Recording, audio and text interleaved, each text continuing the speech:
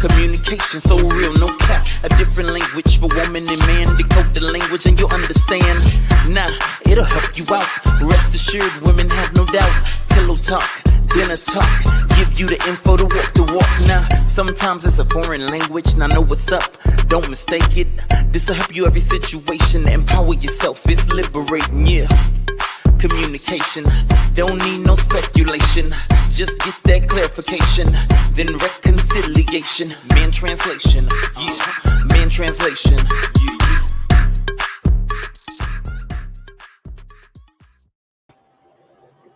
What's up, y'all? Welcome back. We are here yet again. Did you miss us? Did you miss me? Yes. This is, you know what? It is amazing how like the days are going by so quickly, right? But we are here yet again. Welcome to the Man Translation Show, the most cutting edge show out there. We have real conversations.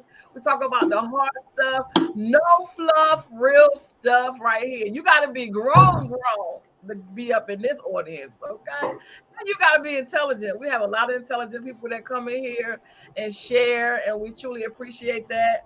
But we talk about bridging the gap, in relationships, because relationships, everything you do is relationships, whether it's your family, romantic relationships with the people on your job.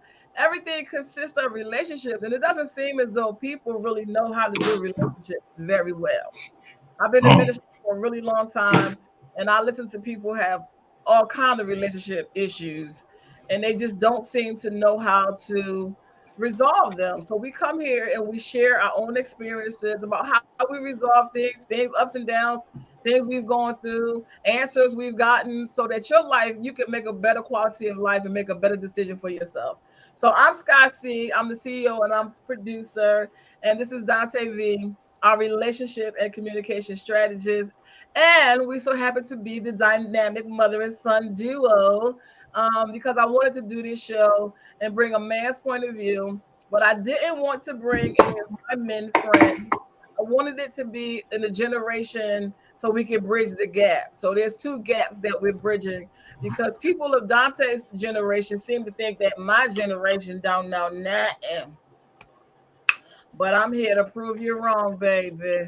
We have the wisdom, okay? And y'all need the wisdom, and we have the experience, okay? Y'all don't have the experience, okay? So your generation is not going to reach back to my generation. So it's my responsibility to reach in, reach all up in your bit, just reach all up in your stuff, and just, help you out. Because I'm really for young people. I'm really for the young ladies and the young men coming up, because you don't want them to go through the same stuff that you went through. That's the whole purpose of going through a situation, so that somebody else's life can be better and easier than your life. What you think, Dante? No, I'm with you. I mean, it's gonna take some trial and error, because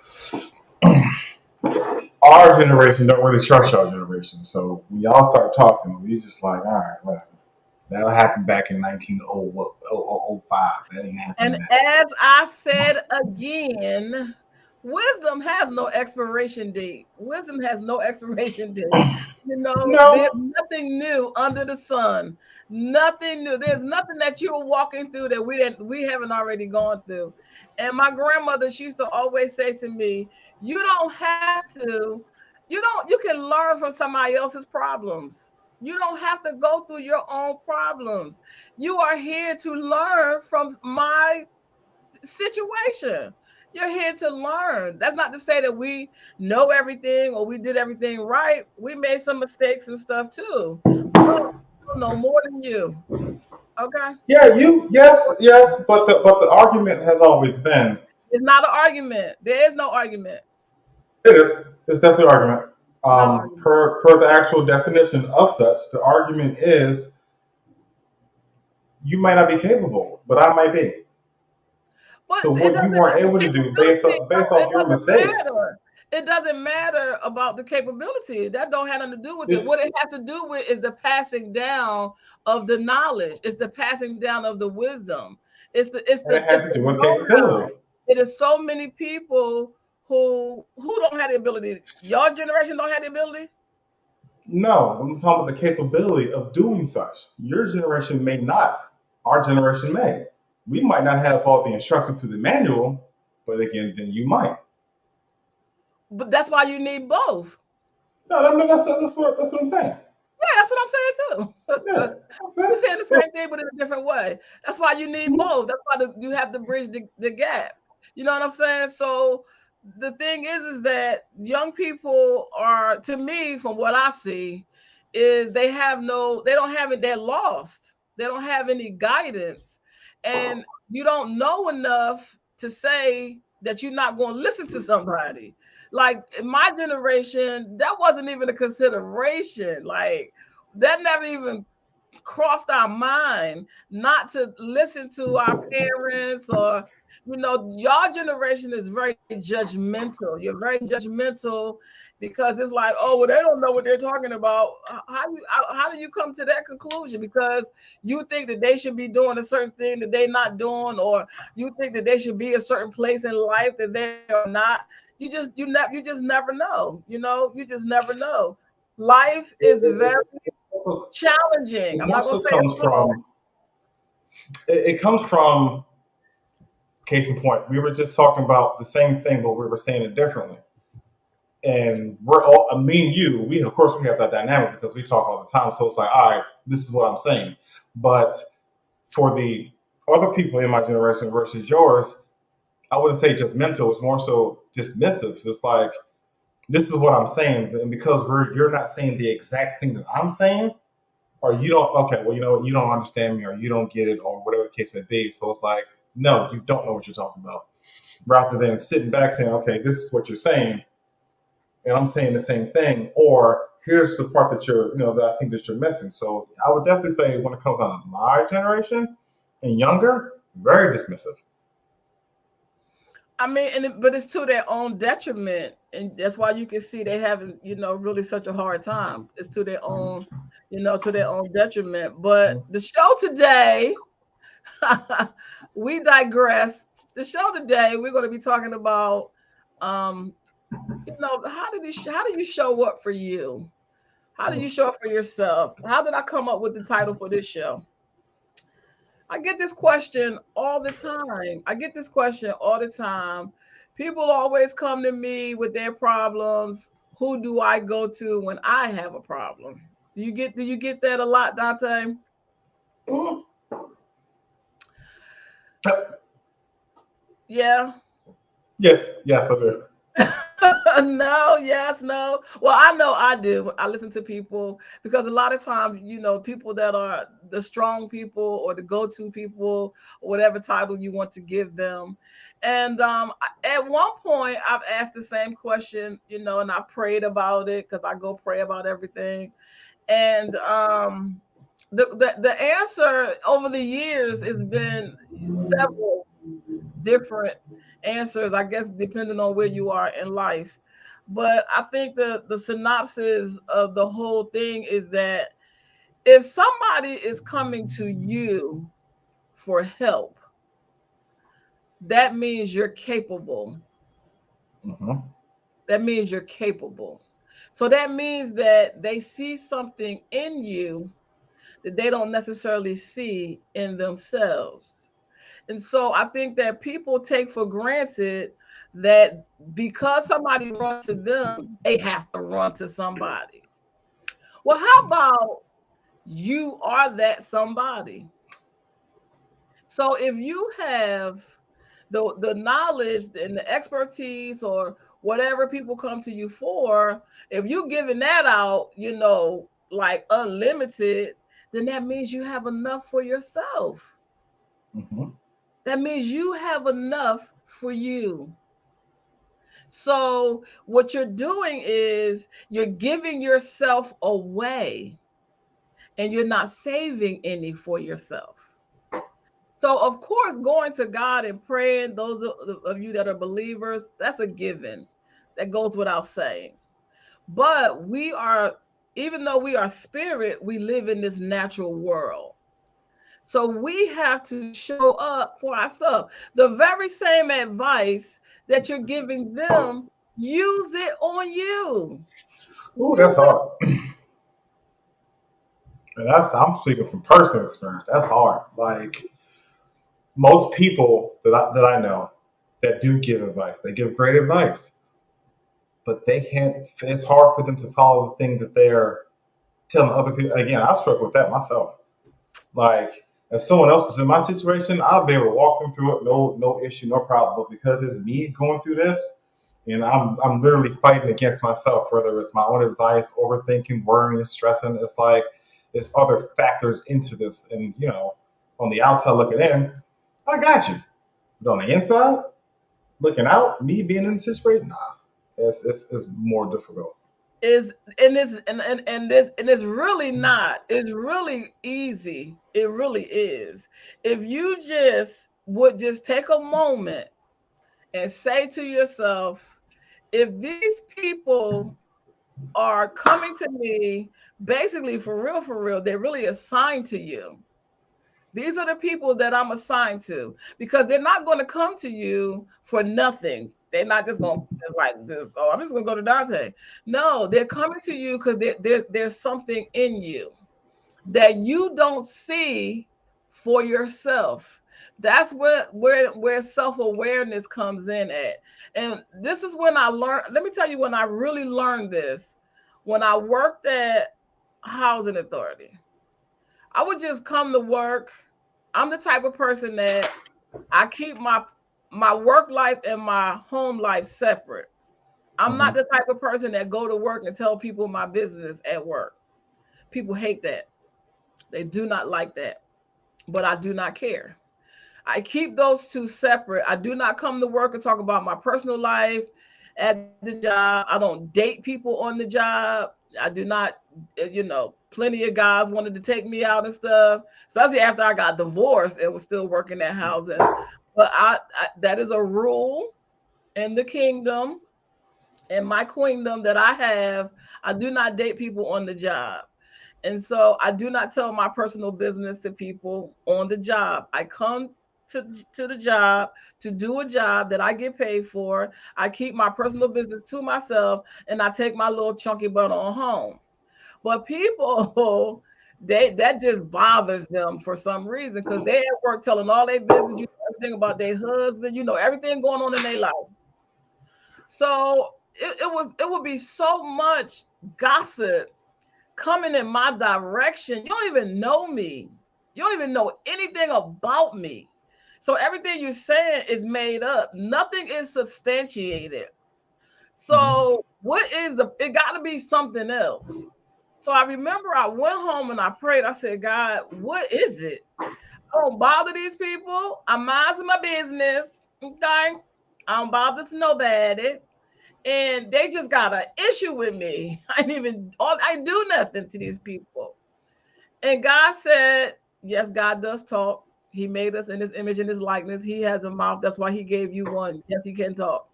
He said they can see your greatness. And I remember thinking, man, I really must be somebody. I really must be somebody. I must be way more gifted than what I think. I must be way more talented.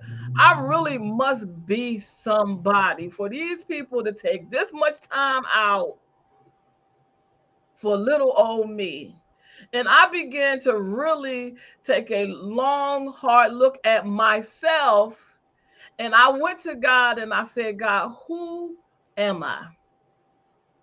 Like, who am I? And I've shared this story in a different aspect before. Is when I stripped myself of all my titles, the title of Hmm. mother and sister, and whatever my calling is in the church, and every title that I had, I took it off, and I Hmm. said, God, who am I?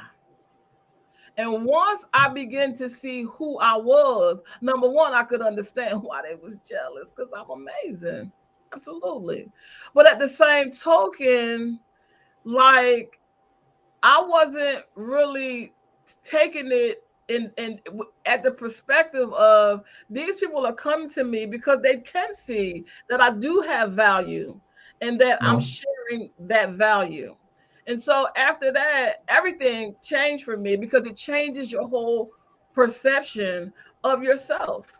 It changes your whole perception. So now instead of me emptying my cup out completely to everybody else, I just live out of the overflow. I give to them out of the extra. I make Mhm. sure to keep myself full. I make sure to keep myself, and when I feel myself getting low, I know where to go to fill myself back up. And until and if I'm and if I'm going through something, then I'm not going to be interacting, trying to tell anybody anything, because now I gotta go, like, and fill my gas tank back up. You know what I Mhm. mean? But every gas tank has a reserve. So you would think that the reserve comes at the end, but it doesn't. The reserve comes at the beginning. So you have to Mhm. give out of your overflow so that you can always show up for you and stop giving yourself away to everybody. And then when it comes time for you to do something, you don't have no strength, you don't have no clarity. You don't know which way. Should I start here? Should I go over there? What am I supposed to be doing? And you have you have no clue. You have no clue. You know, can you relate, Dante? Yeah, I'm also thinking about what's it called, helper's fatigue. When you Say take on what? that responsibility, helper's fatigue. Oh, okay. Would you? If I say, all right, I'm gonna take you to work in the morning. I got to make sure I'm up on time and I'm ready to take you where you need to go. Like I'm basically taking on that responsibility. Like that's the thing. Oh, Jasmine Wilson. Beautiful. Hi. She says, oh my gosh, she's speaking what I'm going through.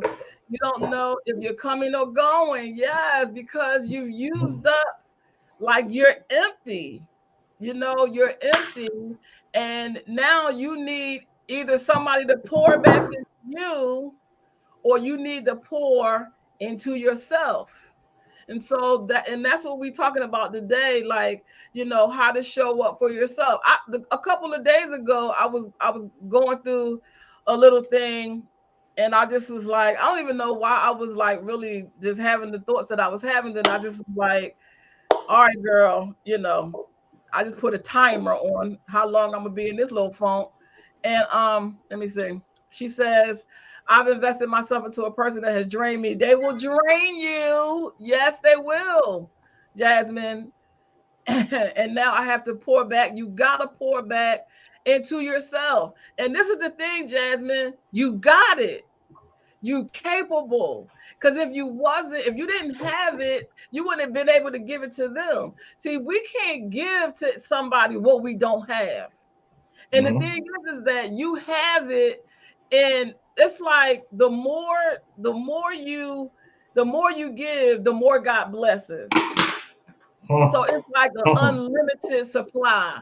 You think that you all tapped out, but you're really not. So it's just a matter of just pulling on what you already have. You're already capable. You're already strong. Because if you wasn't, everybody wouldn't be coming to you.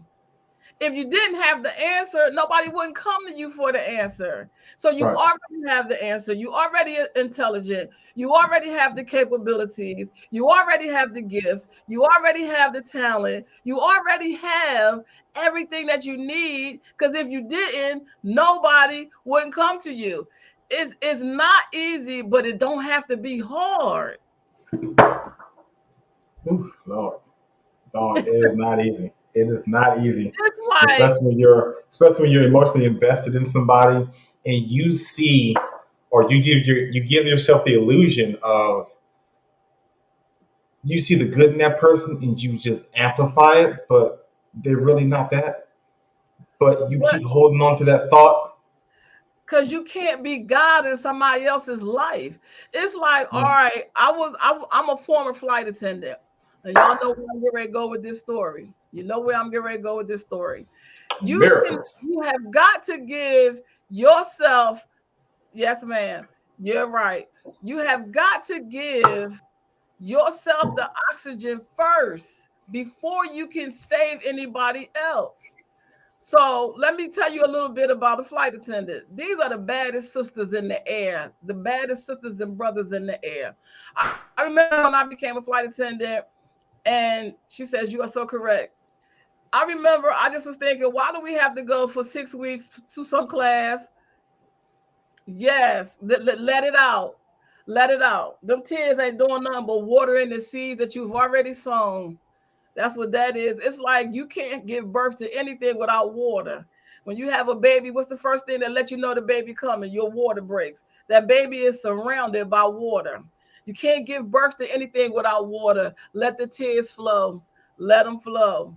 Let the tears flow. You're gonna bounce back from whatever it is, whoever it is that's draining you. See, the thing that eventually happens is you start to see how strong you are. It shows you how strong you are. It shows you that you are amazing. It shows you that you are capable. The more people try to take from you, and the more it just keeps coming back. It keeps coming back, and God keeps just sending more people. And you be like, hold up, wait a minute, hold up. Let me take a good little look at myself. And let me look in the mirror. You know what I'm saying? So it's going to, let the tears flow. Cleanse yourself, purge yourself, give birth to whatever it is that you need to give birth to in this moment, because you got it. You have it. And people see that you have it. That's why they be jealous of you. That's why they don't like you. Just recently I was working with someone, and it just dawned on me. I did not realize, because we take so much stuff for granted about ourselves. We take so much stuff for granted. We can see everybody else, but we cannot see ourselves. And sometimes you got to ask God, show me who I am. And I just remember thinking, man, it takes a lot of courage to do what I do. It takes a lot of faith to show up for yourself every day. It takes a lot to come on social media and put yourself out there to scrutiny, and for people to be saying whatever, even though I'm ready for them, because I don't even be worrying about nobody coming in and saying nothing crazy to me, because I will break you down to your lowest common denominator. You'll never come back on my live saying nothing smart, because this is not for play. This is for real. This ain't for follows. This is not for money. This is for to say something that will spark something that will change somebody's life, that will cause them to have a better quality of life because they're making better decisions in their life. So this ain't for play right here. This is for straight up adults. This ain't no play talk show right here. This is for real. And so I was like, man, now I understand why people be hating, because they don't have what you have. They don't have it. They don't have the courage. They do not have the faith to step out on the dream that's on the inside of them. They don't have the trust. They don't have it, but you do. And so you got people that see it, and of course because it's valuable. You're valuable. You are so valuable beyond measure. You're so valuable. And so you have to now show up for you. It's time for you to show up for yourself, because you don't want to be a castaway. You don't want to help everybody else, not help yourself, and then you left with nothing. You shipwrecked. You stuck. You done helped everybody else, but you haven't helped yourself. You stuck. And year after year, you in the same place you was last year, saying the same thing you were saying last year. You say the same thing this year. It doesn't have to be that way. It What's don't. that for, Dante? It don't. No, because it's could you? Oh man. All right, let me calm down. Because you have so much hope in whatever this is, and then you're ready to walk away from it, and then there's a spark. You keep telling it like it literally is a never-ending cycle. Something has to change. Something has to give. It's like you're literally going around in this circle. I'm gonna do it. You know what? Person's never gonna change, or the situation's never gonna change. I need to get out of it. And then you find yourself right back in it, saying the same thing. It's like year after year after year. It's like something has to break the cycle, and it's you. And it's you. And it's you. And not only that, the longer you stay in a dysfunctional relationship of any kind with anybody for any reason, there's an undercurrent that's happening. It is messing with your trust. It is messing with your self-esteem. It is messing with your confidence. She said sometimes she said sometimes I feel that I don't, but you do. So it's not really, it's not really about the feeling of it. It's what the facts are. What's the facts? The fact is you capable. That's a fact. They don't have nothing to do with your feelings. The fact is you're intelligent. That's a fact. Don't matter whether you feel like you're intelligent or not. All of us have been in situations where we didn't feel so smart or we didn't feel so whatever. Your feelings don't have anything to do with it. And in this show, I always share that you can't live life by your feelings because your feelings are fickle, meaning that they change. They run hot and cold. So you gotta, if you're not in the faith of it, then just lean on the facts of it. What are the facts about Jasmine? What is it that you know about yourself that you know, and nobody can't take it away from you? Those are the facts. No matter how you feel. Those are the facts about Jasmine. Period. Now, I just met you 2 seconds ago, and I already know that there's definitely some capability and intelligence there, because people wouldn't be coming to you if it wasn't. People wouldn't be talking about you. They wouldn't be gossiping about you. They wouldn't be hating on you. They wouldn't be doing none of that, because what? You trying to help people while y'all tripping, because they see it. You have to see it. You got to see it in yourself. You know what? Moms are great. Moms is great. No, God is reading you. Moms is great, but mom been through some stuff too. Mom been through some stuff too. And mom, a lot of times, can't see anything past her own hurt. Can't see anything past her own trauma. So we got to just, and I always end up left with nothing. No, you're not left with nothing. You are left with the most valuable thing on the planet, Jasmine. That's what you left with. You left with the thing that's got the value. You have the value. So we're not talking about, we got to get out of the external part of it and get into the inside of it. And I'm told that I'm selfish, but God told no lies. One of the things that Tyler Perry said is not what people call you, is what you answer to. If you know you're not if I know I'm not selfish, you can call me selfish all day long. That's on you. Yes. And what's going to change is Jasmine. Yep. Year after year. I already know Jasmine. I've been there. That's why I'm sharing the story. So what has to change is Jasmine. And it's not a big change. It's one thing that Jasmine has to do. One. All Jasmine has to do is make the decision. That's all she got to do. Decisions shift your life in a different direction. And that's why it's important.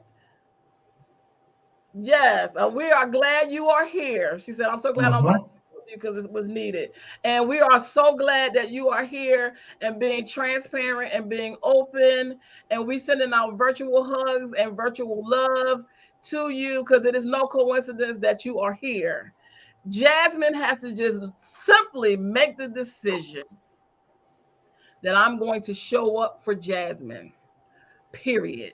Because you cannot help anybody else until you help Jasmine. We are, those of us that are believers, we are called to leave an inheritance for our children's children. So that means that you got to believe big. You got to have big faith. You got to have big courage, because you can't even just have enough courage just for Jasmine. You got to have enough courage for Jasmine, and Jasmine's and your children's children, and their children, 2 and 3 generations. That's a whole lot of faith, and that's a whole lot of courage that you need to do what it is. Yes, and we know it. And we know you do. That's what this whole issue is. We know you have a big heart, but you got to show up for you, because you're not just called to these couple people that's coming and, you know, and putting their holes up to you and trying to suck you dry. That's why this show is so important, because you got to make the decision to show up for you. Mm-hmm. And when you show up for you, that's when the miracle going to start. Because we can't step into the super until we first do the natural. So we do all it is that we can humanly do. Then at the end of that, that's when we see God. And we see that, if you're a believer, I don't know, but that's when God shows up. When Moses was at the Red Sea and couldn't go no more, that's when the super showed up. And so we have to understand that we are the value. We are the priceless ones. We are the ones. Yeah. Yes, because she has trauma. Mama got trauma. And I don't even know your mama. And I already knew from what you said, a couple of the statement that you made, because mother's intention is never to hurt their child. But if they're hurt, they're not going to see your hurt. I've been there. I've been there with a mother that was not really an alcoholic. She was more of a drug addict, and she was very promiscuous. So she really can't, and it's projected onto you. Yes, you know why? We talk about that too. We talk about the dysfunctional family. We talk about narcissistic fathers, narcissistic mothers, and it sounds like that's your dynamic as well. They project onto you how they feel about themselves. You can't take that personally. So you sound like you have been relegated to the position of the scapegoat. The scapegoat in the family is the chosen one. Everybody dumps on the scapegoat. And we really got to stop calling it the scapegoat, because you don't really want that label. But she sounds like she's the scapegoat. And everything is dumped on her. That's the chosen one. And what happens with the scapegoat? The scapegoat is normally the smart one, the one that has discernment, the one that's highly gifted, the one that's highly talented. Yes. Exactly. That you have accepted. It all starts and begins with you. Because what's going to happen is, believe it or not, you're being projected on, you're being treated like the scapegoat, but you're also kind of almost like the savior for the family. Because you have what it takes. Because what happens with the scapegoat, because I was the scapegoat of my family. I was the scapegoat. I was like the middle child and the scapegoat. So I was invisible. I was totally invisible. My mother completely neglected me. And you have 3 children. So that's why this cycle definitely got to be broken. Because we can't pass it down to them 3 children. Because you need all your faith. You need all your courage. You're going to have to use all your gifts. You're going to have to use all your talents for those 3 and the ones that they give birth to, as well as for yourself. So you don't even have time to really even entertain the toxicity of anybody else. You don't even have time for the dysfunction of anybody else. You got to now work on Jasmine, because a lot of damage gets done when people are constantly dumping on you like you some type of toilet. Because if not, you're going to go through life just being that. And I remember God said to me, you're not a scapegoat. That's the title that the adversary gave you. She said, that's what the goal is, to break the generational curse and become my inheritance from my parents. That's it. So you know that's what the goal is. There you go. Well, you believe in God, you're on the right track. There you go. So now you've made the decision. And see, once you make a decision, it shifts the direction of your life. Now, all of heaven has your backup. All you got to do is just take one step at a time, take one day at a time, one blink at a time, one breath at a time. Because everything God does, he does one at a time. We live one day at a time. We try to eat the whole elephant, but you can't. You got to eat the elephant at a little bitty pieces at a time. So you just got to focus on the wholeness, the health, and the wellness of Jasmine Wilson. You got to show up for you, because so many people, God wants to use. Yes, she does. She don't see your hurt. She don't see your hurt because she has her own hurt. We talk about unresolved traumas on this show all the time, and how important it is for you to resolve your childhood traumas, because they show up as hindrances and the destroyers of your present and your future. My father, and he is a narcissist. Lord have mercy. You got a double whammy. That's a double whammy. Mommy and daddy. Yeah. And I mean, I was abandoned at 4 years old as well. But I think for me, being abandoned at 4, that was when God showed up. That's when my gift kicked in. And I know it. That's what I'm right there with you, because I'm boom. We right here. I was dumped on. But what happens is, don't look at it. Don't find the good in it. So let me tell you what good is going to come out of it. Let me tell you, you're going to be exceptional at dealing with difficult people. You're going to be exceptional at discernment. My discernment is so sharp. Sometimes I just have to stay in the house, close the doors, turn the lights out, just don't be around nobody, because sometimes you just see so much. My discernment, if you come within 10 feet of me on some days, if I fast and I'm in my really prayer mode, I can tell you what you ate for breakfast. You're going to be exceptionally gifted. You're going to have your skill level is going to be so high. Your problem solving skills is going to be out of this world. Everything about you is going to get magnified, because you're chosen to deal with the mother that you have, the father that you have.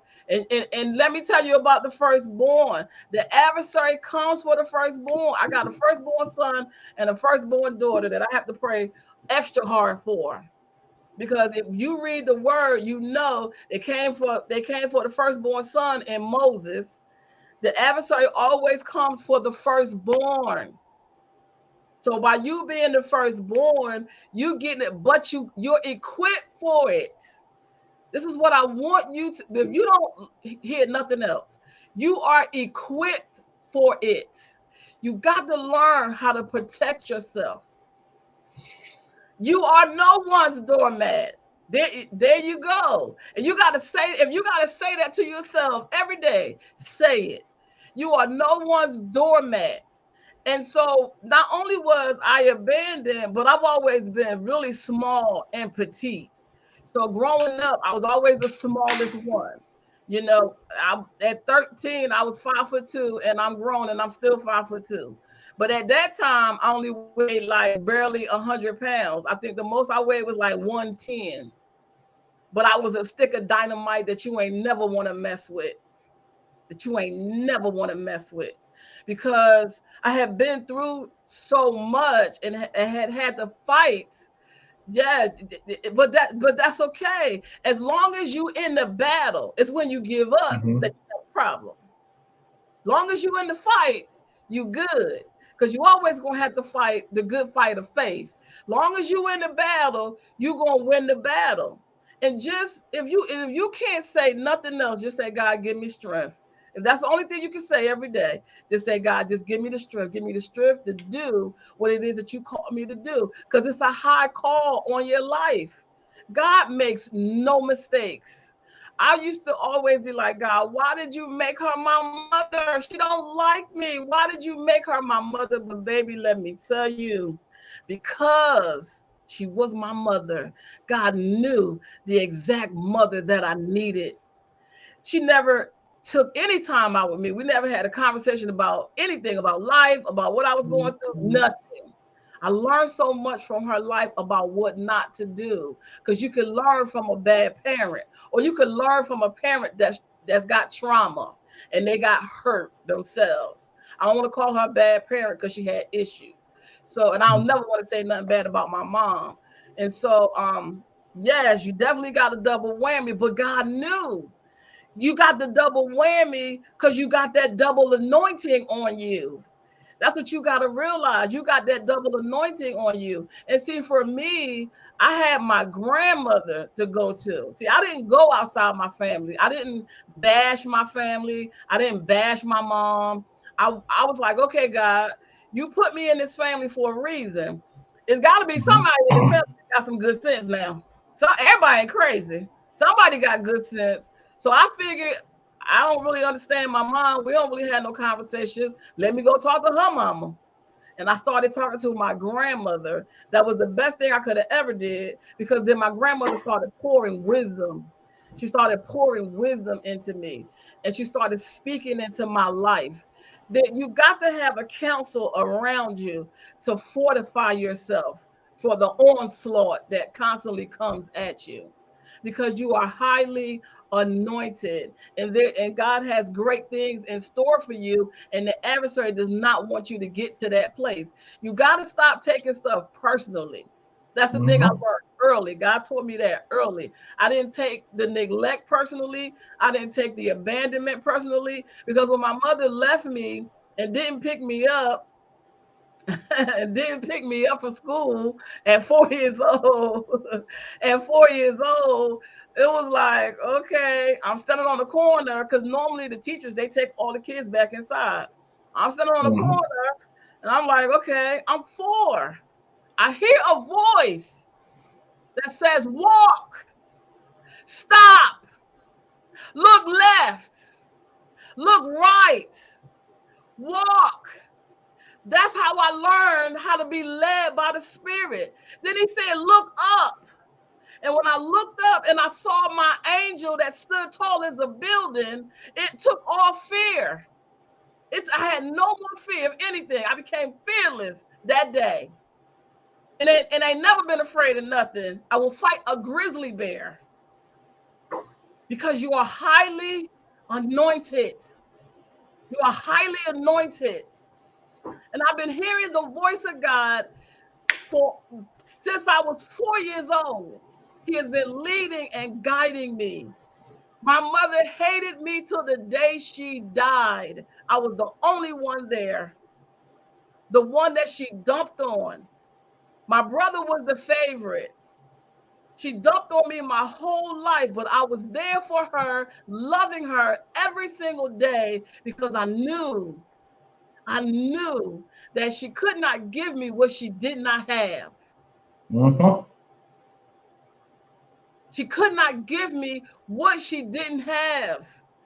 She did not have it because her trauma would not allow her to have it. When I was 13 years old, God allowed me to see. He said, your mother is battered and she's been beat. At 3 years old, I heard my mother be raped. At 3 years old. I was just telling my daughter this story the other day. She just busted out and started crying. At 3 years old, I heard him. He came in the house. It was a friend of my stepdad's, and it was about maybe like 3 o'clock in the morning. And she recognized him. She said, he's not here, but she opened the door to talk to him, and he pushed his way in. And I was in the bed. He didn't know I was there. So I just hid in the closet. And me too. And me too, Jasmine. Me too. That's how I ended up being born in D.C. but raised in Philadelphia, because my mother, she grew up in the time where you didn't get married. It was a disgrace to have children without a husband. So she had already had my brother, and he was down south with my great-great-grandfather. And now my mom was pregnant with me, and my aunt gave her some pills to abort me, and my mom wouldn't do it. It's no coincidence that you hear. God don't make no mistakes. So you just got to get answers for your life the same way you be giving people answers for their lives. That's what you have. And so when I was 13, God was like, your mother, she's battered. And so I knew something was wrong with her. I just didn't know what. I could see the things that was in her, but I didn't know what to do about it at 13. And so it was at that point that God changed my perspective on my mother. I wasn't never angry at her. I just didn't know why she didn't like me. But it wasn't her that didn't like me. It was her demons that didn't like me. And so after that, I became her protector. And so because God changed my perspective, that no matter what, this is your mother, and you have to respect her, and you know I know what I'm doing, okay? I know exactly the mother that you got, and I know exactly what I'm doing, and this is how I want you to handle the situation. He said, I want you to be the best daughter that you can be to her. And I mean, she treated me like a dog, okay, my whole life. He said, I want you to be the best daughter that you can be to her. I didn't cause my mom no trouble. I went to school every day. You saw your angel too. Yes. See, God, I remember I asked God, like, because now I see other stuff. And I'm like, why am I scared when I see this stuff? He said, that's why I showed you your angel first. See, when he showed me my angel first, it took away the fear. I ain't had no fear. If you see an angel standing 12 feet tall or tall, walking with you every day, what are you going to be scared of? Nothing. Nothing. Absolutely nothing. And nobody. Okay? Not nobody. So that's why you have a really high call of God on your life. That's why you're in this container. And I don't know, but I'm trying to find my book. I wrote that God had me write this book because my cousin, she kept saying, you should write a book. Because how did you make it out of the projects, and how did you make it with the kind of mother you had and all the stuff that you went through? You need to write a book. And then, like, you know, my pastor friends and all of that was like, you do need to write a book. And I was like, I don't even know what to write a book about. But let me tell you what God had me write a book about. The name of the book is called The Diamond Anointing. And what God had me do is he had me parallel life of a diamond, of the process that a diamond goes through. You are going through the process of a diamond because that's what you are. You are a diamond with a high call of God on your life. You're shining and ain't even trying to shine. That's the thing. You ain't even trying to shine. You just walk through the door and just be shining and gleaming all in people's face and don't even know why they mad. Dante, well, how many of my books do you have? I'm upgrading them too. Like I'm upgrading. They under a new process. So, My 3 of them. Child, they need prayer. You can't take nothing personally from them. Ain't neither one of them knew nothing. They ain't know nothing. You can't hold nothing against them. You got to get all of that out. You got to purge all of that stuff out. All that them projecting their hurt on you and all of that dysfunction, all of that toxicity, all of that craziness, and all of that. You got to ask God to fortify you, build you up, and make you strong. Because what happens is that after that, it was like God put me in a bubble. I could see what was going on, but I was impervious to it. I wasn't really affected by it. I could see it, but it didn't, like, because a lot of people, it destroyed them. She was 16 when she got pregnant. My grandfather kicked her out. Yeah, because at those times, you ain't had no husband. Yeah, you was an outcast. My mom, she went through that too. They hate you with a passion. Because why? They see your anointing, Jasmine. They see it. They see it. I promise you, they see it. Them demons, they hate you. And you haven't even stepped into your greatness yet.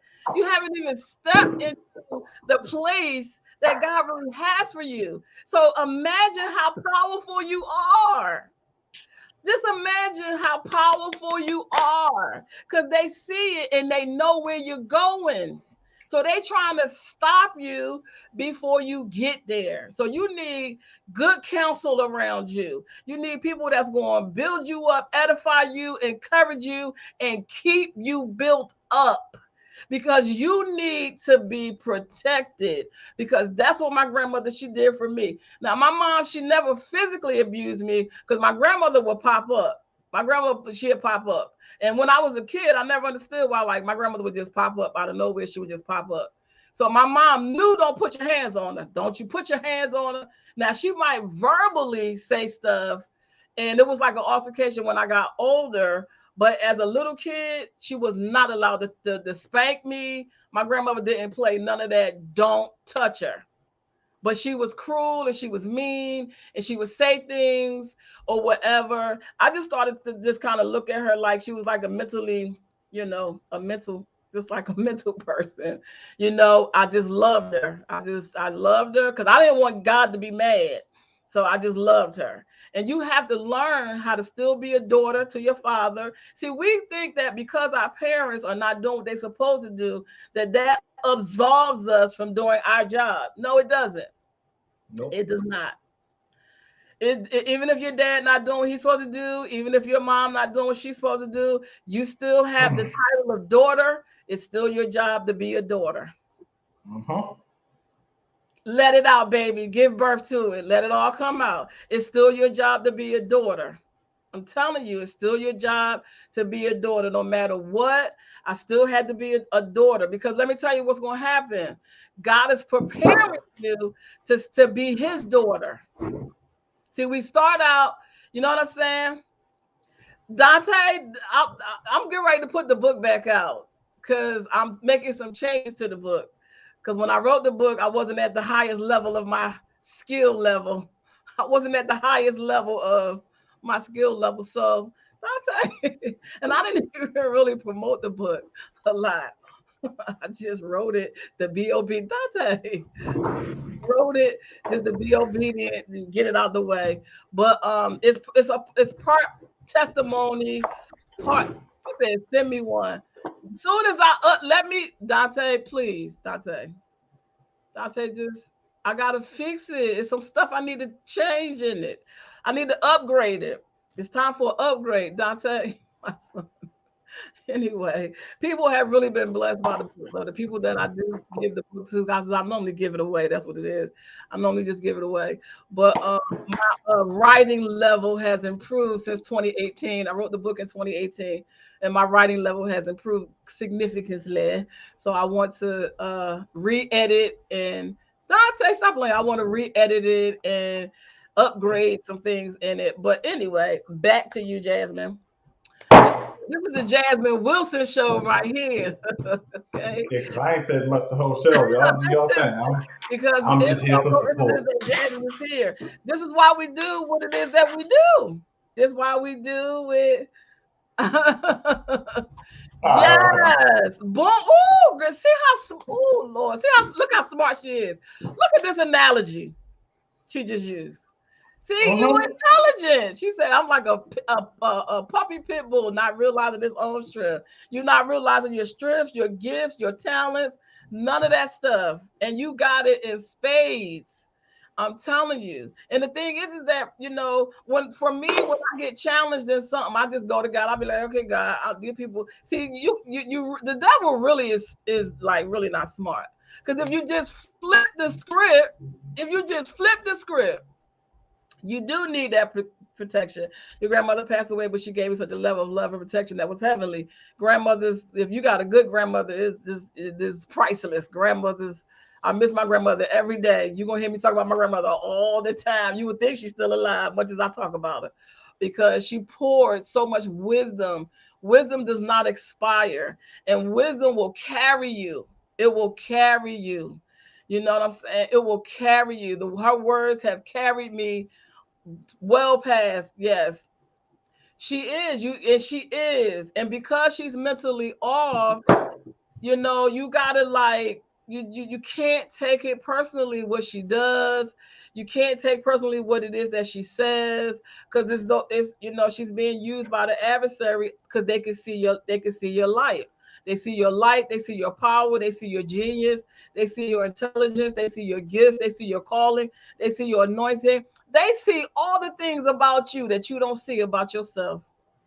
And that's how the confirmation really comes. And that's why that day when I went home, I said, man, I must really be somebody. God, show me who I am. And after he showed me who I was like, okay, now I see why y'all mad. I see why y'all jealous. I see why y'all this. I see why y'all that. You know what I'm saying? And so you have every right to be, because I am amazing. I am. Yes, I am. Naturally, without even trying. That's the thing that be tripping people out. Without even trying, people be all trying all hard and doing stuff all hard, but when you're anointed at something, it comes naturally to you. You know what I'm saying? Okay, I'm so let me let me just upgrade it. Dante, don't send her that one because I gotta upgrade it. I'm gonna have to. God got me taking it to the next level. I gotta upgrade it, and when I upgrade it, I promise you, I will send you a free copy, and yeah, you can help me. You can help me promote it. But I want you not to leave here feeling the same way that you came. I really want you to just see a glimpse of yourself, that you are stronger than you think you are. You got way more wisdom than what you think, and you are capable, and you would not be in the place, and you would not have the parents that you have if you didn't. You just can't take none of that stuff personally. You cannot. You just can't. You can't. It is. It really is because what it is it's extending the testimony part because it's like part testimony is part like introduction to like the stuff that I was doing in my business, and then it's part like because I'm a social entrepreneur. I'm an advocate. I've always been an advocate and an activist. So it's part of that that's in there too because I really wanted to do a documentary about the projects that I grew up in Philadelphia. So it's part of that in there. So God wants me to extend the testimony part and make the other parts kind of smaller and make the testimony bigger. So I gotta upgrade it a little bit and make it just a few little tweaks to it and just take it to the next level. But yes, it's definitely no coincidence, that you're here. You cannot take that stuff personally. You really can't. And what happened was because I saw that she had mental problems and she was abused and traumatized and she never got the help that she needed, which is another reason why this show is so yes, mine's was too. Mine's was I feel you. My grandmother was legendary and you miss her, but the words that she left with you, I honor my grandmother with my life. I honor her by being obedient to the things that she taught me. Like it's almost like I remember every word that came out of her mouth because I sat at her feet and I gleaned from her wisdom. And I honor her by being obedient to the things that she taught me. That's why I know for a fact wisdom has no expiration date because she spoke so far down my life that it's still words that she spoke that I'm still trying to be like, okay, grandma. Yes, she poured. You know why she poured? Because she knew who you were. She knew who you were.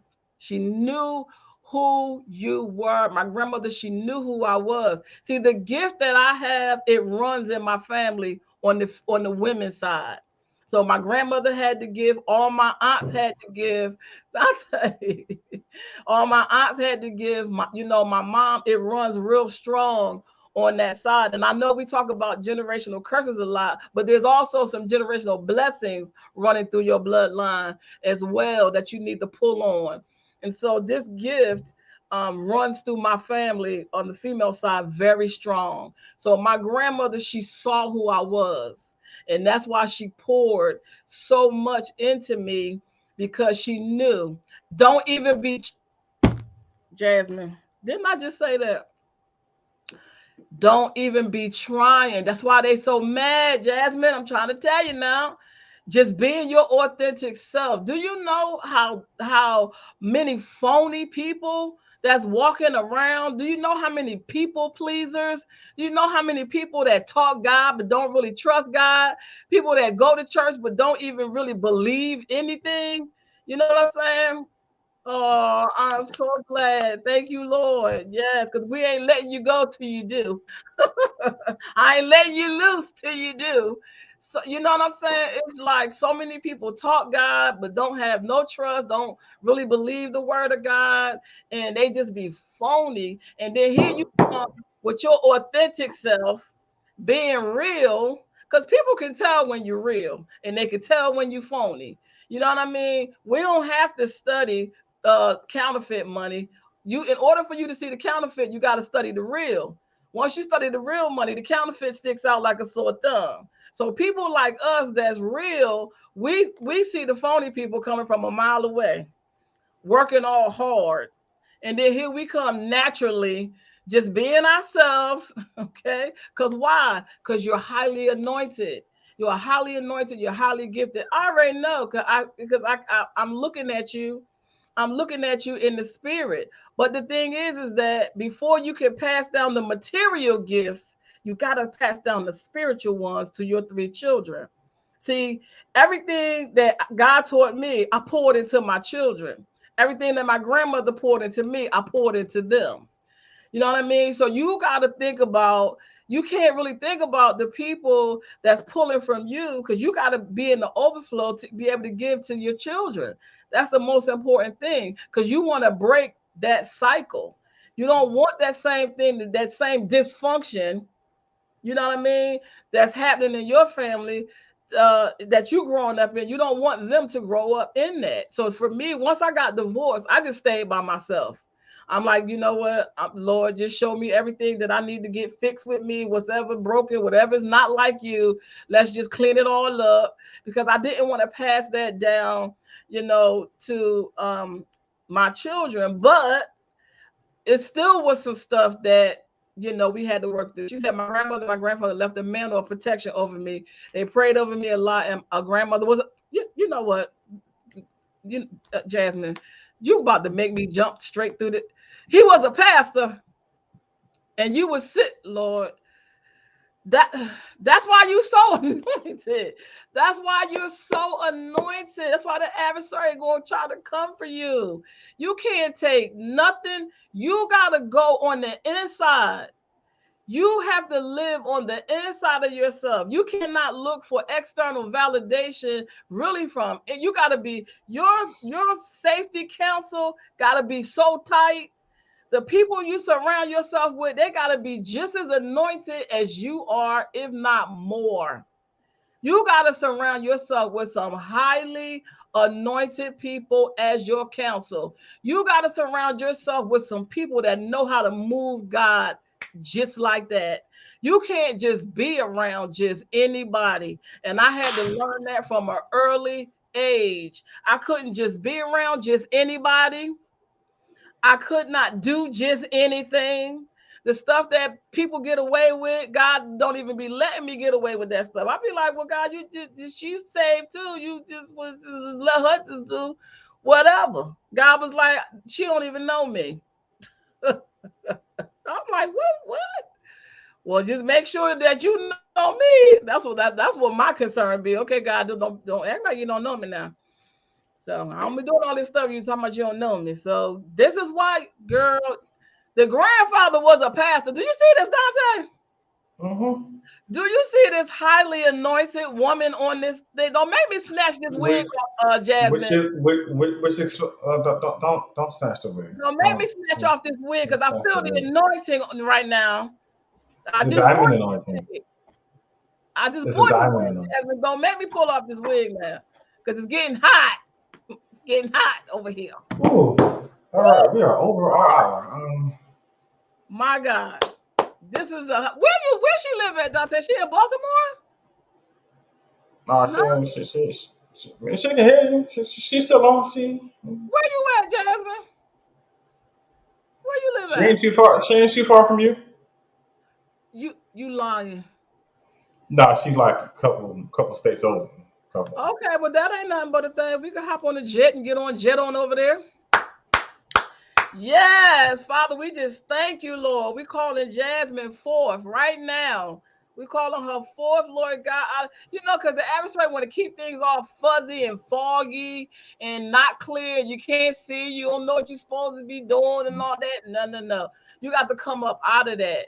You have to come up out of that. Don't take nothing that none of these people say seriously. Nothing. I definitely point to my children, especially self-love. Self-love wasn't taught to me. It wasn't taught to me either.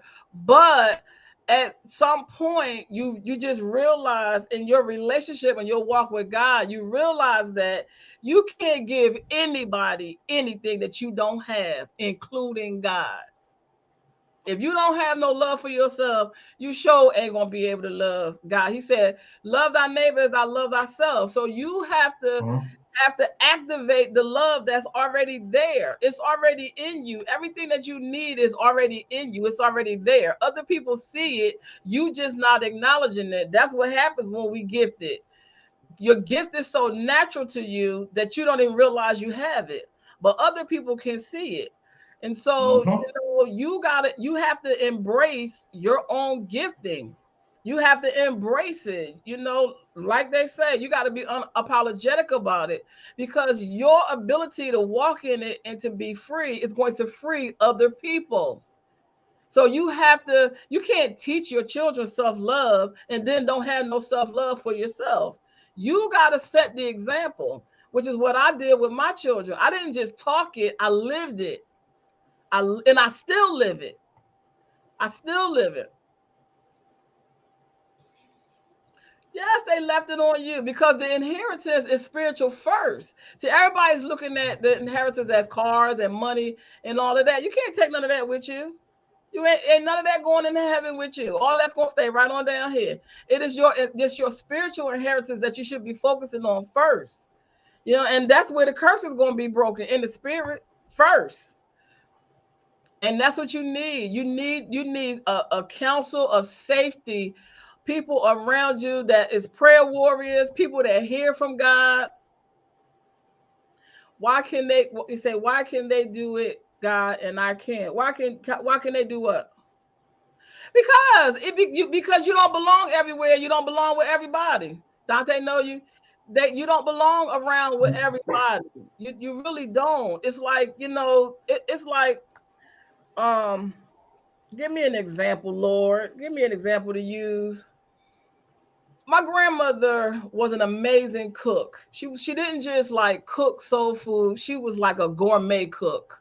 So I didn't know she didn't have a whole lot of money growing up, because she was very dignified and she carried herself with like a lot of just natural elegance just about herself. And so we would go into like the affluent neighborhoods and stuff, and she would buy china and linen. And so when the holidays came, she would just go all out. I'm not going to snatch the wig off. And she would pull out her best china. She had this like serving set of silver. She would pull out her silver. And it reminds me of the word that God saves the best of everything, meat made for the master's use. So when you're meat made for the master's use, you're not common. And she used to always say to me, "What you got ain't no knick-knack." She used to always say that. "Oh, you in Florida? Okay, that ain't too far." She used to always say, "What you got ain't no knick-knack." And I just never understood what she was talking about. So one day, a friend of mine, I went with her over her grandmother's house, and I said, "What's all these little figurine things that your grandmother got in the house?" She said, "Oh, those are knickknacks." I said, "Oh, that's what a knickknack is. A knickknack is somebody that's common. Like these people that you see, they going around from church to church, preaching over here, preaching over there, preaching here, preaching there, preaching everywhere. They common. But when you are meat made for the master's use, you are the fine linen and the china that only comes out when a move of God is happening. When a move of God happens, he pulls out his very best. He pulls out the people that have gone through the process of a diamond. He pulls out the people. Why? Because at the end of the process, He's gonna take that diamond and put it in his crown. That's what the word says. And so you can't be just around anybody, because what you got ain't no knick-knack. What you got ain't common. God gonna use you when it's a move of God. He's not gonna let you just come out and just do anything and be around anybody. And so because you gotta protect. You need protection. That's why he let you see your angel, because they gonna be coming for you. And you right now, you ain't got no covering. You know what I'm saying? The covering is not just in the church. There's plenty of people that go to church. Just because you go to church don't mean you serve God. There's plenty of people that go to church and do not serve God. Be in the church every time the doors is open. They the biggest gossipers, the biggest liars, cheaters, and fornicators you ever want to meet. So just because you go to church, that's great and that's wonderful. If you got a great pastor and you going to a great place, but if you go into these little regular little synagogues of Satan, don't even sweat that.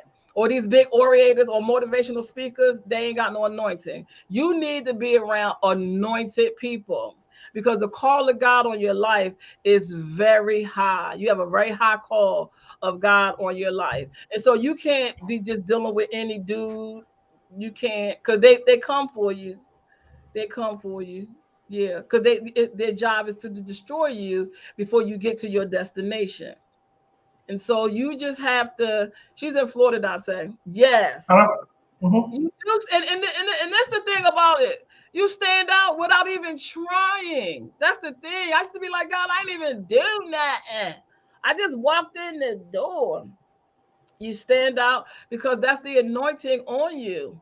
The anointing is standing out, and that's what the adversary is coming from, and that's what the demon. That's why the demons and your mom hate you. They hate you. And for real, after a while, I started taking it as a compliment. Because I was like, not only am I known in heaven, but I'm also known in hell. Okay. I don't like you, devil. Okay. You don't like me, and I don't like you either. But at the time I was young, I wasn't so spiritually inclined, even though I could see stuff, but I didn't know what to do about what I saw. So I didn't really know how to help my mother. So every time I come on this show, and if I could just help every person that God uses me to say something that edifies them or builds them up or gives them a word of wisdom or knowledge or enlightenment or transformation, it's like I'm helping my mother because I couldn't help her then.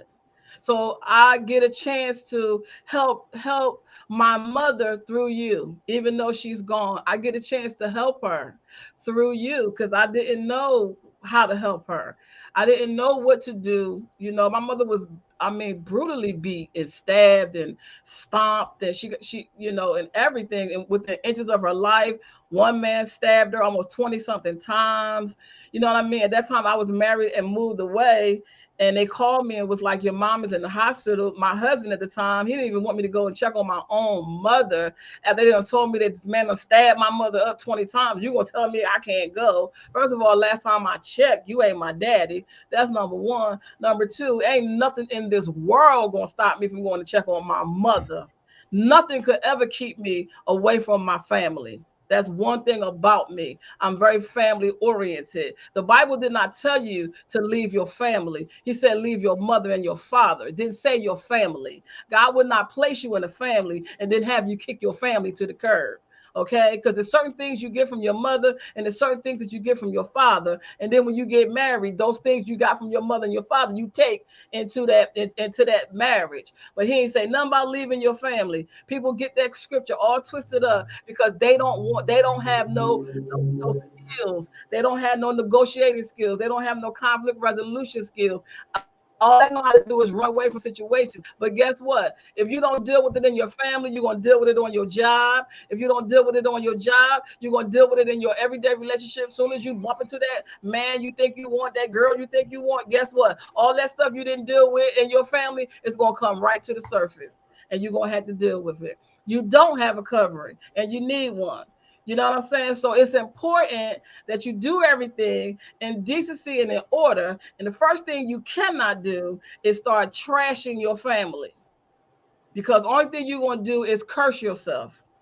I know they come for you. That's the only thing you're going to do. And that's why you got to do things and stay in right standing with God, because that's going to be your covering. Stay in right standing, and then they won't be able to get to you. They just would get upset with me because I just look at them like they're crazy, because nothing that you're saying is having any effect on me whatsoever, because I recognize the fact that your words have no power. Anytime you got to align yourself with 2 or 3 or 4 people to gossip and talk about me, that means your words by themselves don't have no power. So that means if your words don't have no power in your life, it sure don't have no power in mine.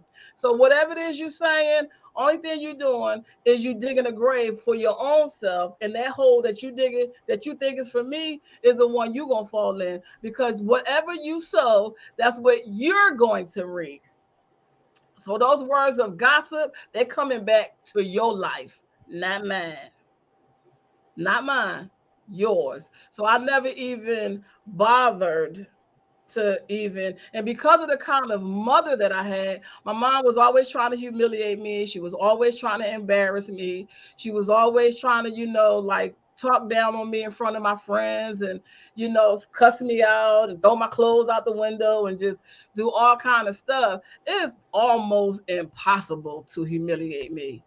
My mother, because of the way she was, I got delivered from what people think about me or feel about me from a very early age, thanks to my mother. Thanks to my mother, honey. She tried to do so much stuff, child, in this, like, okay. After a while, you was like, okay, mama, it's all good. So now, if you can learn how to deal with your mama, you can deal with anybody. Uh-huh. You could deal with it. So it's no, and I know it's unfortunate. I know it is. I know that, and this is the thing. Everybody else mother loved me. Everybody else mother, they just adored me, except for my own mother. But everybody else mother, they was like, you have a beautiful daughter. She's smart, she ain't running around here with a bunch of boys and all of that stuff. When she dress nice, when we see her, either she coming or she going, she stay to herself. And it was like, the more people would compliment me to my mother, that's the more upset she would get about it. Because unfortunately, I found out she was jealous of me through my grandmother. I would have a conversation. I'd be like, she just gets so upset when people say something good about me. She just goes off. My grandma's like, because she's jealous of you. And that was hard. Now that was hard, because I couldn't imagine in my mind why a parent would be jealous of their child. That didn't make no sense to me. Like, you didn't gave birth to me. I am your seed. Okay. How you gonna be jealous of me? You want your children to do better than you. You want them to go further than you.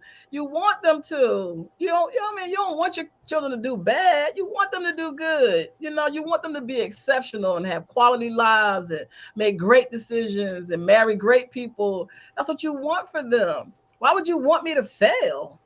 Like, that just let me know just how broken, she was. And it was hard. It was hard watching my mother suffer. It was hard watching her suffer. She suffered to the day she died. I never seen my mother be happy. I've never seen my mother be happy, ever. And that was hard, watching her boyfriends beat her up, and her doing drugs, and just trying to find happiness and just never finding it in anything. And so you just can't. Your mother can't give you, your father can't give you, because they got trauma themselves. They hurt themselves, and they don't have anybody, to help them, apparently. Unfortunately, you have to, I had to watch my mother literally destroy herself. I had to literally watch her destroy herself, because, she wasn't, that was the path, that she was on. And so that's why this show was so important to me, so that I could be able to, stop people from going down that same road, because I've watched it happen over and over and over in so many people's lives since I was a little girl. I've been watching people go through this same, because the devil don't do nothing different. The only thing that changes is the person, the situation, the circumstances, the script, the words, they all stay the same. Mm-hmm. They all stay the same. So you are a beautiful person. You are a beautiful person.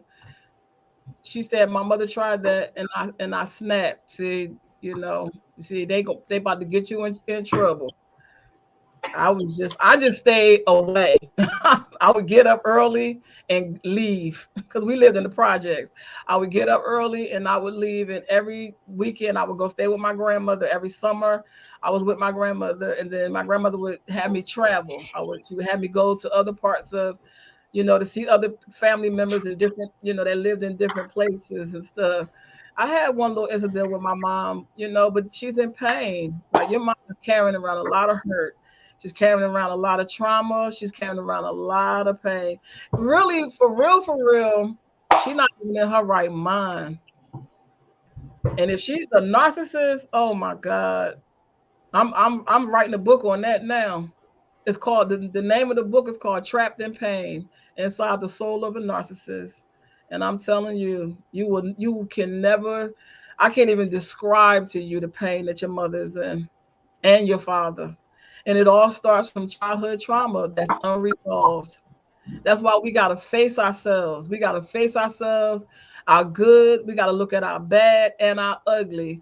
And we got to give it all up to God and let him make us whole. And it's not like it'll take forever. It just all starts with a decision. Just make the decision and watch everything change, and just stick with it, just day by day. Yep. She cut your hair. Yep, it is. It's jealousy. It's terrible. It is. Unfortunately, it's true. And that was a tough pill for me to swallow. It is. It's jealousy.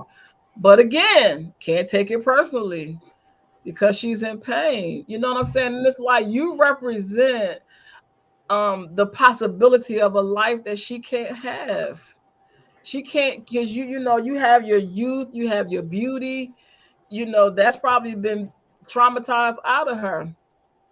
Girl, now good and darn well, my mother's hair was my mother's hair was be in the middle of her back. Her and my aunts all had really long hair. When we moved into projects, my mother was beautiful.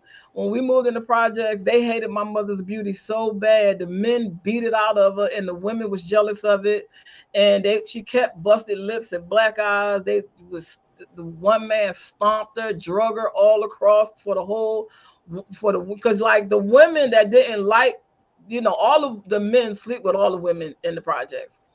So if it was a woman that you slept with that didn't like you, she would have your man beat you up for her. And that's what they would do to my mother, because she was so beautiful and her hair was so beautiful. It was in the middle of her back. She cut her hair because when you're in pain and you're in trauma, you become a people pleaser because you want to be accepted, because you've been rejected. That's why I talk about this stuff on the show. You've been rejected so much. You've been abandoned and you've been neglected. You just want to be accepted. And she cut all her beautiful hair off because these people was jealous of her hair. And so, like, yes, yeah, it is heartbreaking. It's very heartbreaking. I was never able to have any kind of relationship with my mother because of her trauma. I was never able to have any kind of conversation or anything. Everything was her projecting and dumping all of her hurt onto me. And so, just like I said, God showed me that she was in pain and that she was abused and battered. I just became her protector, and I just tried to be there for her and loved her. I really just kind of stayed out of her way. I would really study her. I studied her because, being around her was like walking on eggshells. You just never knew what you was going to say that was going to make her blow up.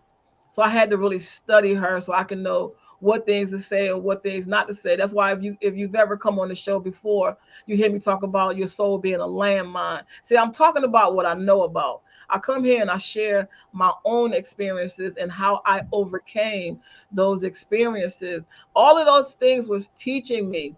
And what they taught me was, when I received salvation September 21st, 1992, one of the first things God did was he taught me how to pray, and then he taught me how to cast out demons, because I had been seeing them my whole life. And so growing up in the projects, because I could see them, but I didn't know what to do with them, it's like now the training, I call that the boot camp. Right now you in boot camp. To me, the worst, your family is boot camp. You got to learn how to deal with this stuff because that's where your ministry is going to be. These are the people that God going to have you minister to because you've seen it. You've watched it. You know how they operate because you watching them destroy your mother. I had to watch them destroy my mother. And it is heartbreaking. But now God's going to use you in somebody else's life so that they won't have to go through the heartbreak that I went through and the heartbreak that you went through. So you're in boot camp, but in boot camp, if you take it personally, talk about it, Dante. You was in the military. You ain't gonna make it. You You're ain't gonna not make it. gonna make You it. take it personally, you getting cut because once you take it personally, now you're a target. They want you out. Out. Now you in God's boot camp. You in God's boot camp. And you gotta suck it up. You gotta be like, listen, you gotta learn how to put people where they belong and deal with them accordingly. That's what I had to learn how to do. I had to learn how to not take nothing personally. I don't take anything personally that anything said. People say stuff and do stuff I don't like. You know what I'm saying? Because see, we have so much in common. Oh my God. They abused her yup because of her beauty. They couldn't stand it. My mother was beautiful. And she was 5'2", and she had this little nasty walk. She had this little, because she had kind of like bow legs. She had this like really pretty legs running my family. So she had these really pretty legs, and they was kind of bow. And you know, when bow-legged women walk, they switch extra. So she had this walk that would stop traffic, and she was known for it. And it was natural. It wasn't like a put on. It was very natural to her. And the women in the projects, they just hated it because the men, they loved her. But at the same time, a lot of times when women are in relationships with predatory men, the men be jealous of you too. Mm-hmm. The men be jealous of you too. That's why when you're highly anointed, you can't just be in any relationship just with anybody. You can't. You cannot. Because the adversary will use them same men against you, and that's a whole nother show. Okay. A whole nother show. And you just can't. You gotta really allow yourself to be made meat for the master's use and allow God to bring you out when He's ready to use you. And then in the meantime, you just in preparatory status, but you can't take what people say, that negative stuff. You can't take that stuff personally, what your mom say and all that. I know that's your mom, but she's not in her right mind. She's not. She's hurt. She's carrying pain. You can't see nothing through that fog. You can't see nothing through that cloud. She don't see you. She do not see you. All she sees is that hurt, and then they have to inoculate themselves. And people do inoculations differently. Some people drink, some people smoke, some people eat, some people have sex, whatever. However, she inoculates herself to have to deal with that pain. That's what she's gonna do. So she need help. She need prayer, and she need a lot of love.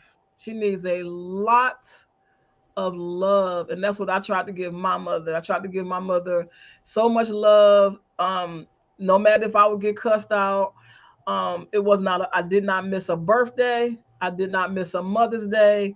I did not miss nothing. A Christmas or nothing. Every I don't care where I was.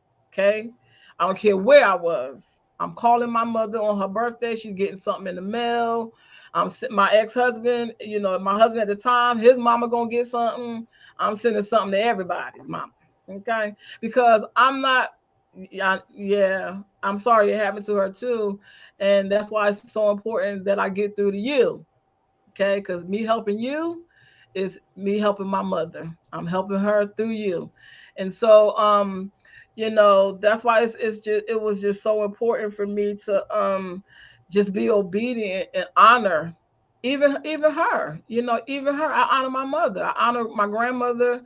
And you honor them just by being obedient. To do the things and making something of your life.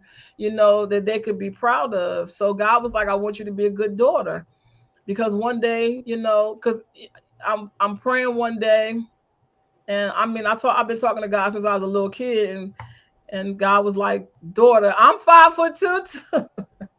I like being 5'2" because I got little feet. I wear size 7 Jasmine, and I love shoes. I love shoes. So I like being 5'2" because I like the fact that I wear a size 7, and all the good shoes come in small sizes. And I started wearing heels when I was in the 4th grade. So I collect shoes. And Dante will tell you he was in charge of keeping my shoes closet when he was a little boy. That's how long I've been collecting shoes. And at any given moment, I have no less than 365 pairs of shoes. So I could wear a pair of shoes for every day of the year. But I'm 5'2" too, and I love it. And people think I wear high heels because I'm short. No, I wear high heels because I like wearing high heels. They ain't got nothing to do with being short. I like being short because I like my size 7. Child, because some people feet is big than the mug. You be like, girl, you wear size what? Oh Lord, have mercy. I like my little 7s. I remember when I wear size 5. But Jasmine, you are so blessed. Thank you so much for coming here. We are going to keep in touch. We're going to keep in touch. And there's a book inside of you that you need to write. There's a book inside. Oh Lord, have mercy. Dante, let me upgrade the book, please. Just let me be obedient first, and just let me. They can't nobody get because I took it down off Amazon. Oh God, why you got so many? Because I got kids. Anyway, anyway, Jasmine and Dante, we ain't let you get a word in edgewise. No, because you know what? I realized what's for me and what's not for me. This show was not for me. That was for you, and that was for Jasmine. So I'll just stay in the back. It was for Jasmine. I really want to get through to Jasmine. I really want her to understand just how special you are, just how anointed you are, and intelligent and capable. But I want you to show up for you. Put the oxygen mask on you first before you start going saving other people. Okay. I want you to live in the overflow. And it's not hard. It's only hard because you have allowed the words of people to become more important than what God says about you. The most important thing is what God says about you. The things that your grandfather said, the things that your grandmother said. You honor them by listening to what they're telling you, what they poured into you. Don't let what they poured into you be in vain. Listen to what they told you. And when you are obedient, that's how you bring honor to them. When I get to a certain level in my finances, I want to open up a center named after my mother to help women that have mental issues. Because in our culture, we don't go and get to therapy. We don't go and get diagnosed as bipolar or schizophrenic. We don't do that part. You know what I'm saying? We might go to church, but we still live in this natural world. We got to have a balance. We can't just be all spirit. We got to be spirit and natural. You know what I'm saying? And so, oh, girl, that's not too bad because you can go up to a 9 and still be good in the shoe department. So that's not too bad. How you get to that bad and you 5'2", Jasmine? What you doing? So this is different because normally when you're short, you got little feet too. But 8.5 is not bad because normally, even though I wear 7, I normally get an 8. So, because I don't wear shoes that hurt my feet. So you can go up to a 9 and still get good shoes. So you're still in good shape. But yeah, you got to see your own value. You don't see your own value. You have allowed the words of other people to have more power in your life. And you can't do that. You can't allow the words of other people, not even your children, nobody. You cannot allow anybody to validate you, only God. not even your children, because the devil will use your children too. And the reason he'll use your children against you is because he knows they're your weakness. I've been through that too. He knows that they are your weakness. So he'll use your children against you, because you know the word says that your children are supposed to be, your bloodline is supposed to be a terror to the enemy. But what the enemy will do is he'll use your children against you as a terror. And he'll use them to try to destroy you. And God got to deliver you from that too. You got to be delivered. You can't let nobody validate you. That's why you got to strip yourself of all your titles and then find out what God says about you and live underneath that umbrella. Because at the end of the day, I'm more than a mother. I'm more than your sister. I'm more than what they call me or position I hold at church. I'm more than whatever it is, the title I have on my job. When I strip that all down, I got to know who I am. So your children can't validate you either, because you're more than just a mother. You're more than just a mother. That's not all you are. You're a mother, but you're other things as well. She said, I will, mama. I'm telling you, because the adversary will use anything. When you're as highly anointed as you are, he'll use anything, and he will use your children against you, especially when you're dealing with narcissists, because narcissists will use parental alienation, because I went through that too. They'll use parental alienation. They'll turn your children against you. And once they turn your children against you, it doesn't go away. It goes right along with them into adulthood. It goes right along with them.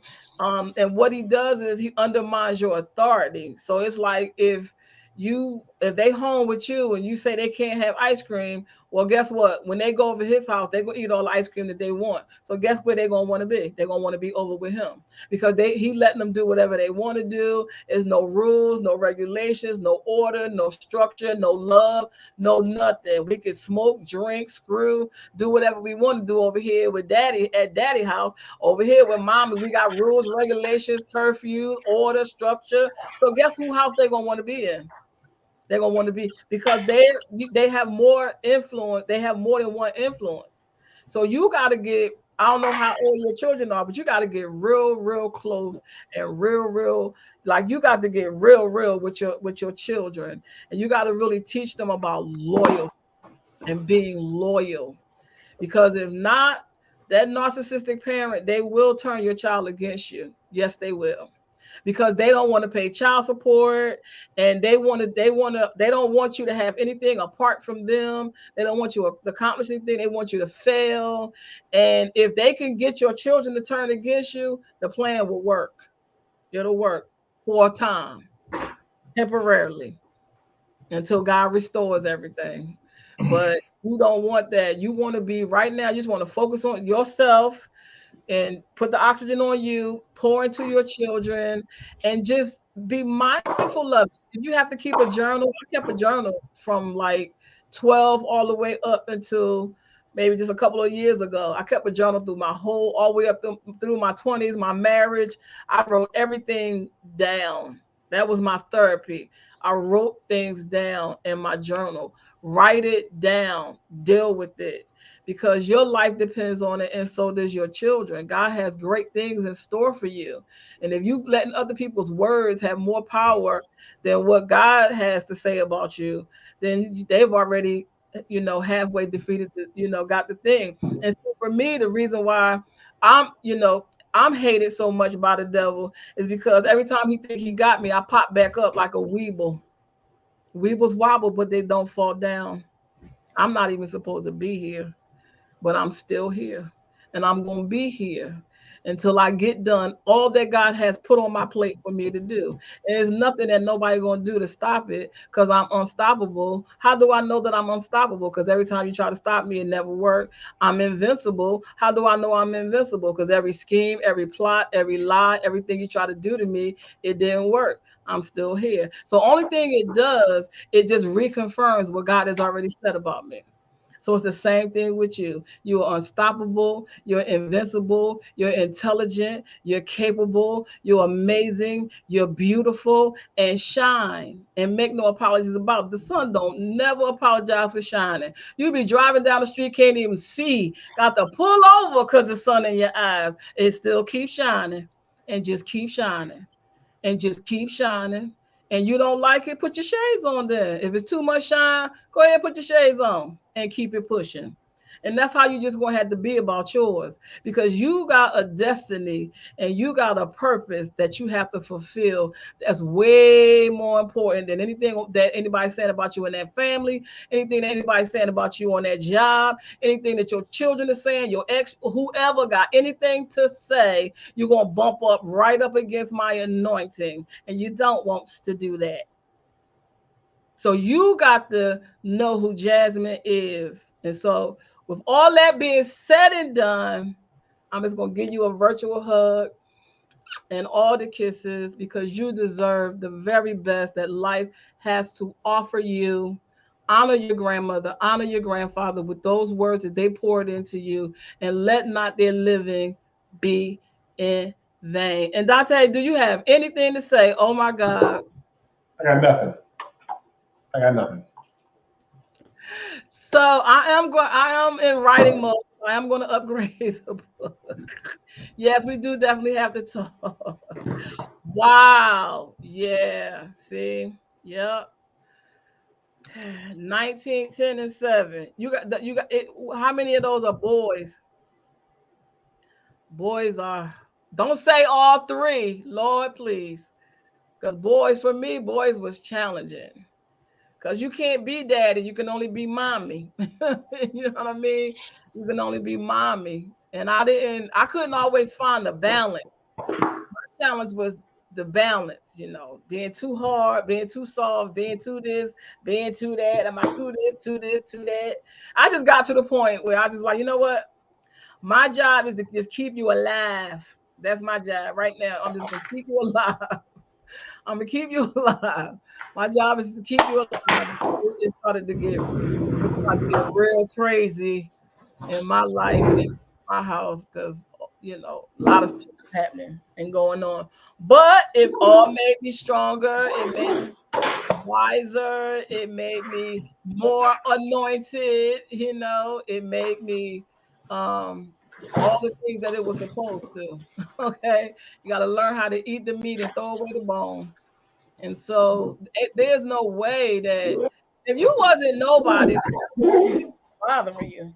So you got to be somebody, because it ain't no way in the world you you nobody. You got to be somebody, because you wouldn't be dealing with all the stuff that you're dealing with. People wouldn't be coming at you like they do. And because I was not able to be bothered, that bothered them too. That bothered them, and it still bothers people that the stuff that they try to do to me, it just don't work. Like the devil is making a fool out of you. You need to just go sit down and try to leave me alone somewhere, because you need my help. You know what I mean? You need to just come on and get it, and stop trying to act like because you don't know. So it was a pleasure to meet you, Jasmine. Thank you for coming to the Man Translation today. We appreciate you, and by the Spirit, we love you. And you're gonna get it. You're gonna get it, because if it wasn't meant for you to get it, you wouldn't be here. You're going to get it, and I'm looking forward to seeing your journey and how God uses you, and what books you're going to write, and what talents you have, and how your gifts and your children and all of that. You have an awesome testimony, and hopefully your mom, she be still alive. My mom is gone. Hopefully she be still alive, and she can turn her life around, because it's never too late. It's never too late. It's never too late. That would be a powerful testimony right there. Yep, it sure can. And we're going to pray for her, because we're going to talk, and I'm going to find out what her name is, and I'm going to pray for her and your dad and everybody else in your family. So we love y'all. And y'all keep Jasmine in prayer. Everything here is sacred. and this is the safe zone.